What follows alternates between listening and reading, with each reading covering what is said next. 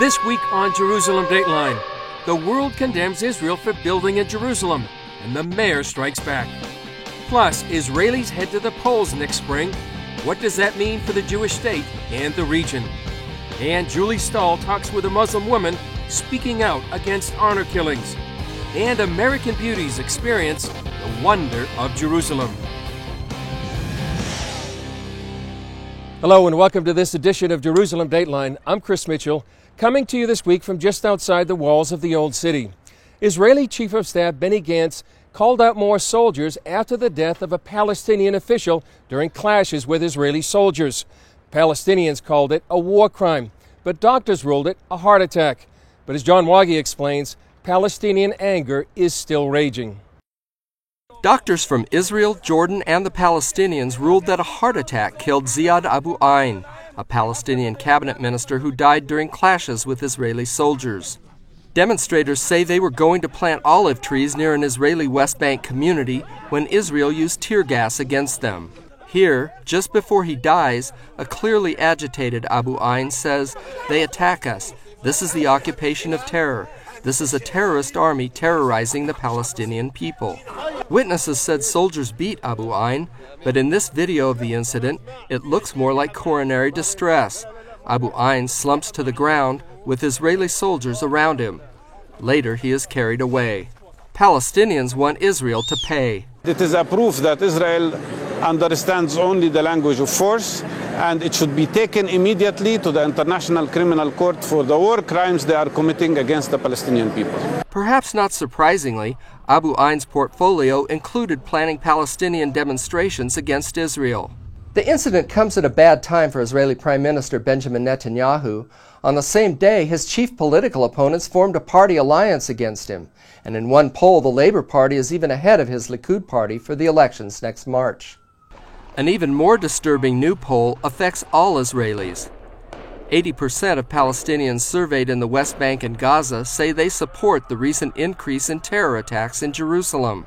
Those attacks included the hacking and stabbing deaths of rabbis at prayer and a car plowing into a crowd at a train stop that killed an infant American-Israeli girl. The poll also showed 86% of Palestinians believe Israel endangers the Al-Aqsa Mosque on the Temple Mount. And more than half would like to see a new Palestinian uprising or intifada. After Abu Ain's death, Palestinian President Mahmoud Abbas threatened to stop security cooperation with Israel in the West Bank.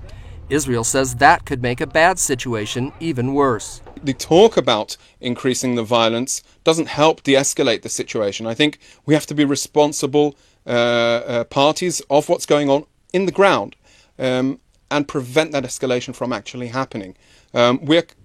We are doing what we can in order to do so. It would be good if the Palestinians send that same message. Despite the medical conclusions about Abu Ain's death, a message of confrontation is the one likely to resonate in the West Bank. John Wagi, CBN News, Jerusalem. Another flashpoint here revolves around construction. Israel is under fire by the international community for building in eastern Jerusalem. But the city's mayor says the West has it all wrong. Jerusalem Mayor Nir Barkat says the West doesn't get it. I don't think they really know the plan. There's a conception that we're waking up in the morning and building for Jews and discriminating Arabs, which is it's untrue. Barkat says city officials build according to a master plan that's been in effect for 15 years. The plan aims to add 50,000 new apartments to both Jewish and Arab neighborhoods throughout Jerusalem.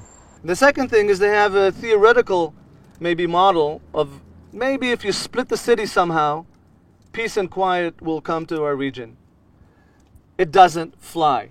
Jerusalem is the most contested issue in the Israeli-Palestinian conflict.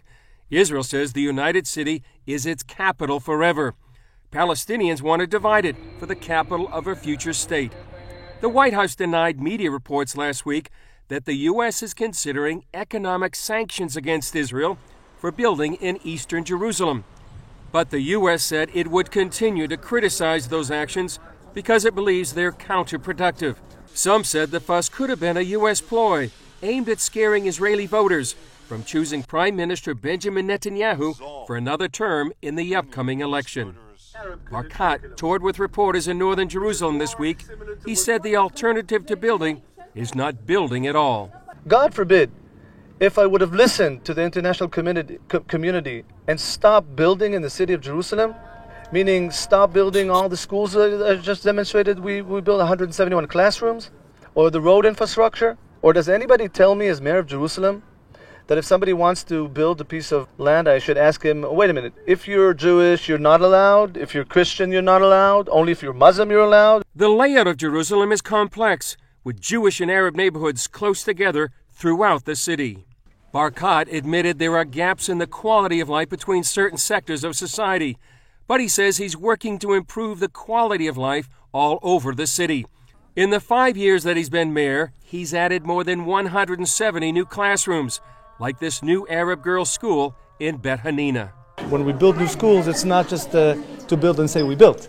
It's to build and develop the content for the benefit of the families and the residents. The mayor refers to all Jerusalem residents as his children, regardless of religion or race. He says coexistence, not division, is the only answer. There's only one way to live in the city of Jerusalem. It's in a united, undivided way. Joining me now to talk more about the building in Jerusalem, about the current violence, and about the upcoming elections in Israel is CBN News' Julie Stahl and John Waggy. Julie, you were there with the mayor the other day for several hours. He made a spirited defense about building in Jerusalem. What impact do you think it's going to have? It's clear that the international community has an agenda. The agenda is to divide Jerusalem, give part of it to the Palestinians for a capital. As the mayor said, that probably wouldn't work. I don't think it's worked anywhere else in the world, and certainly not if you have people that have been fighting back and forth for 100 years. One other big issue, John, that we haven't discussed just yet is upcoming Israeli elections. They're scheduled for another 3 months. The Knesset has been dissolved now. What's your analysis of this upcoming election? Well, it's something that just from being here in Israel a few days like I have, I've noticed that it's not very popular right now with Israelis. They just went through an election not that long ago, and they're not really interested in doing again. But the nature of the system kind of dictates that coalitions are going to rise and fall, and this one has fallen.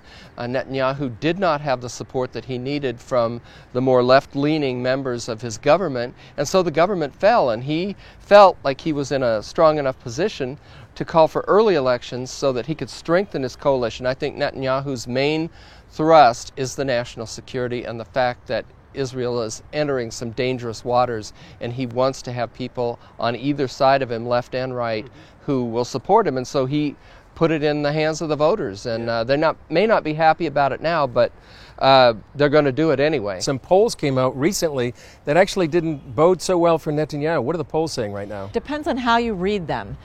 This left coalition that's being formed with Labor and Tzipi Livni, it looks like they have a lot of seats, but actually them together, they have less seats than they did in this Knesset. And the Likud, it shows, is going to go up. So the right wing could still pull out ahead. Mm-hmm.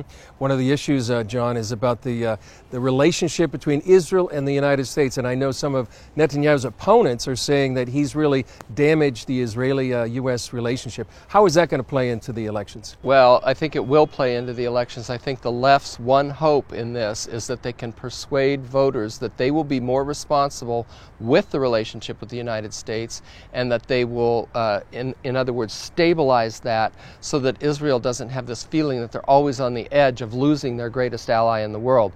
I'm not sure that's going to work. I think that Netanyahu has bent over backwards. We've seen poll after poll over the last 6 years of the Obama administration that shows Israelis are not happy with what the Obama administration stands for, how they've treated Israel, how they've treated Netanyahu. And I think over the long haul, as much as Obama may try and help get another prime minister elected, I'm not sure he's going to do much to make that happen, and I think the Israeli voters are going to vote their own concerns when it comes to March 2015. And we talked about this before, Jordan. What's at stake in this election?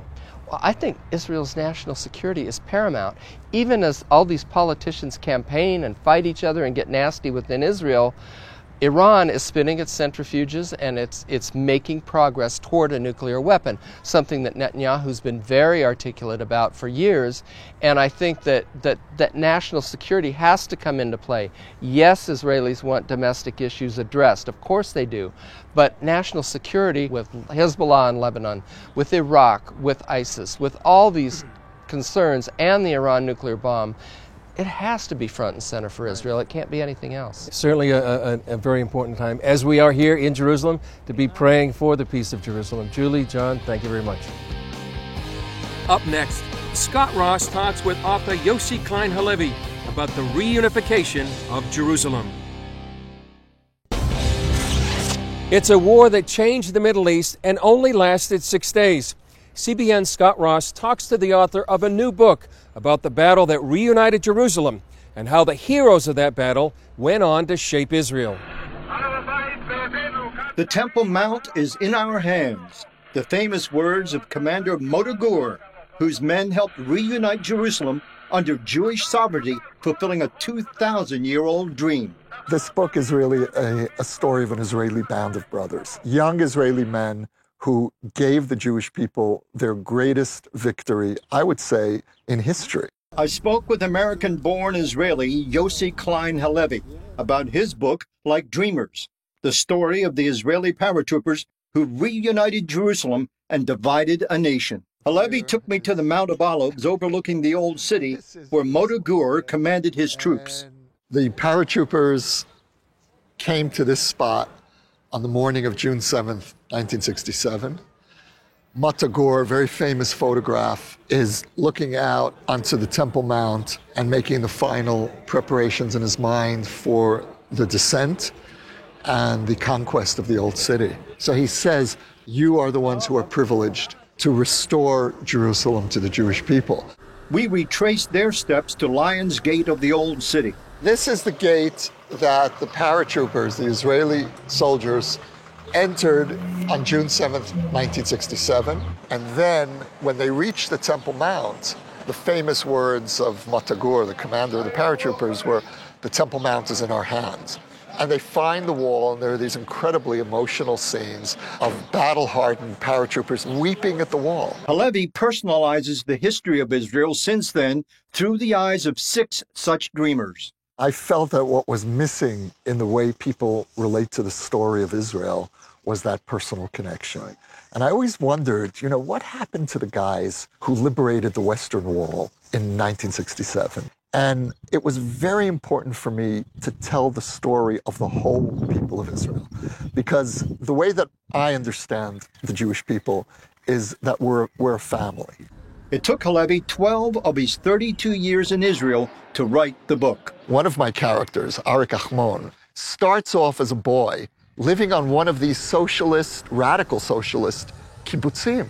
He fights the trade unions, and he creates the first privatized company in the state of Israel and opens the way to the high-tech free economy that we have today. One became known as Israel's Bob Dylan, and another started the settlement movement in Judea and Samaria. Halevi says his book tries to show the struggle within the Israeli soul over making peace with the Palestinians and dividing Jerusalem. In my neighborhood, I've got Jewish neighbors, I've got Arab neighbors, in the same neighborhood, in the same building. Now, how do you separate that? How do you divide a city without, God forbid, destroying it? For people from my worldview and my Christian view, we take very seriously the psalmist when he says, pray for the peace of Jerusalem. May they prosper who love you. Yes. As you sit here and as we look at this, how do you pray for this city? I pray that I personally should be worthy of living here, of holding this story at this moment. I pray that the people of Israel will be worthy of this story. I pray for our strength. I pray for our generosity of spirit. I pray that we be protected from hatred, that our hearts be open to love all the people of this land and all those who turn toward the city with hope. And I pray for all of us, and that's my prayer. Coming up, Julie Stahl talks with a brave woman speaking out about the abuses of family honor. A concept known as family honor prevails throughout the Middle East and other traditional cultures. It especially affects women, who can be beaten or even killed for shaming the family honor. Julie Stahl sat down with one woman who's speaking out about the horrors these women face and what can be done to help them. RAHEEL, RAZA, welcome to Jerusalem Dateline. Thank you. So tell us a little bit about what you actually do and maybe the women that are in need. Well, my work is in human rights, but I've focused my work on Muslim women because I am one.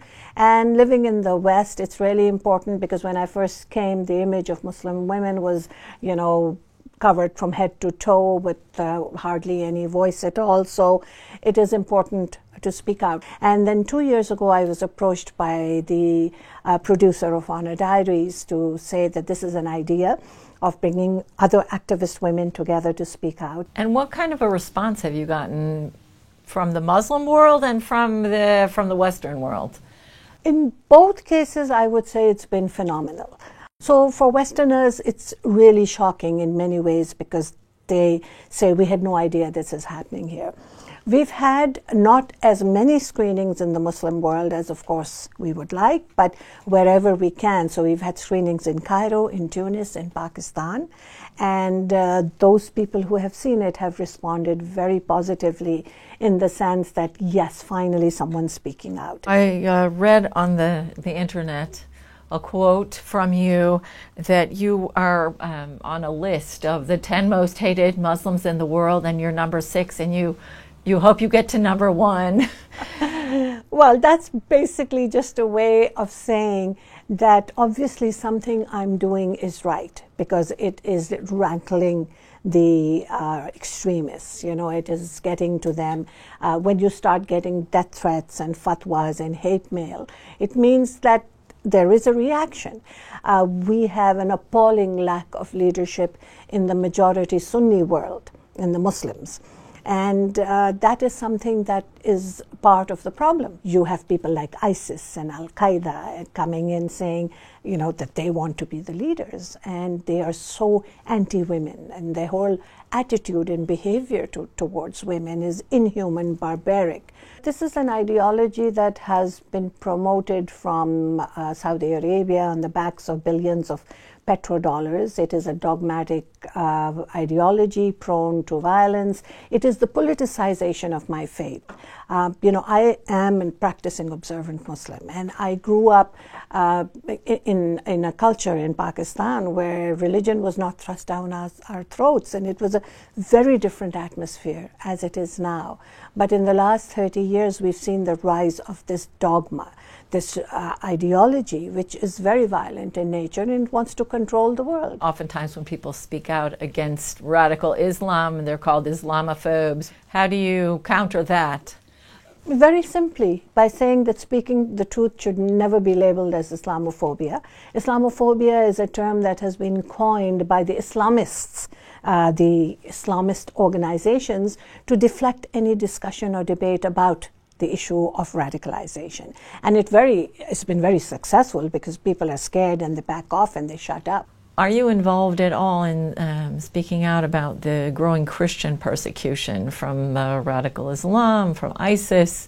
There's been a lot of... Absolutely. Yeah. My organization, the Council for Muslims Facing Tomorrow, which is based in Toronto, was created 2 years ago, has an advisory board in which we have people of many different faiths. And when there was a rise in the persecution of Christian minorities, both in Pakistan as well as through ISIS, we had a demonstration outside Queen's Park, which is our seat of government in Toronto. And we spoke out, we invited members of the government, we got support from the Canadian government. And in my writing, in my work, we have very clearly indicated that we are totally against any persecution of minorities. Now if someone wants to do something to help the the plight of Muslim women or persecuted Christians even, what can they do? They can, join petitions. They can lobby. If, people want, they can get in touch with us. Our organization is very active in it, and, our website is muslimsfacingtomorrow.com. Or in terms of women's rights, they can get in touch with Honor Diaries. In fact, if they go to the Honor Diaries website, there is a call to action. Thank you very much for joining us on Jerusalem Dateline. It's a pleasure. Thank you so much for having me. Up next, how the beauty of Jerusalem affected these beauties of the world. Welcome back to Jerusalem Dateline. Jewish sages say that 10 measures of beauty were given to the world, and Jerusalem got 9. A little more beauty was added to the city when American beauty contestants came for a visit. CBN's ANNIKA KOPP has that story. The trip here to Jerusalem for the group was a first visit. For some, it was a profoundly moving experience. Actually, right now, I feel like I'm in a state of euphoria. Like, my hands feel tingly. I feel weightless still. I was just at the prayer wall, and it was just really emotional. Jerusalem has been transforming, cleansing, by far the most beautiful experience of my whole life. RAHEEL Bullstein leads the Face of Israel, which invited the pageant winners to visit. People who win those titles, Miss America or Miss United States, they're very important because they are a media in their own. They said the trip had changed the perspective of the country. Nobody really knows the truth and really what is over here, so I would love to be able to go back and talk about it and say, no, you need to come visit. I grew up in Alabama, where I never feared for my safety going to school every day. I've never even seen a bomb shelter. So being here was very eye-opening, and I think that now that all of us have experienced it, we understand that there's so much more going on in this country besides that. The highlight of the trip was praying at the Western Wall for the first time. Just like feeling like the stones where Jesus has been, and I just felt his presence there so much, and knowing that he's a miracle worker and that our prayers are important to him. It was the most beautiful experience in my whole life. You can see the number of prayers that are put in there, and and then you look around the whole wall and you realize that actually the hopes and prayers of the whole world are here in this place. And what affected them the most? It's definitely something that's changed my life, is getting to see all of this amazing stuff that you've always read about and heard about, but now actually getting to see in person. It's really something I'll remember for the rest of my life. ANNIKA KOPP, CBN News, the Old City, Jerusalem. The city of Jerusalem can have a profound impact on those that visit. Hope you can visit too. Well, that's it for this edition. Follow us on Facebook and Twitter. I'm Chris Mitchell. We'll see you next time on Jerusalem Dateline.